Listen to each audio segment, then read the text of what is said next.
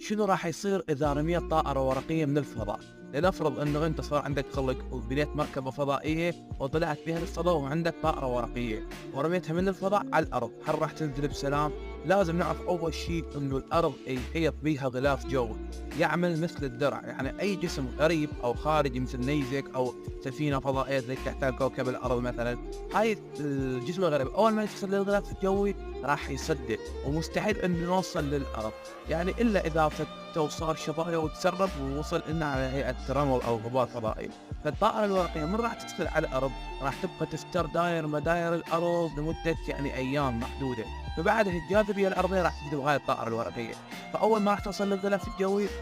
راح يصير احتكاك بين الجسم مع الطائرة الورقية والغلاف الجوي، فراح تشتعل وتوصل يعني على هيئة ورقة مشتغلة يعني مشتعلة أو مستحيل توصل أصلا. وبس، لنا وصلت الفيديو، إذا عجبكم المقطع حط لايك ومتابعة حتى نشوف فيديوهات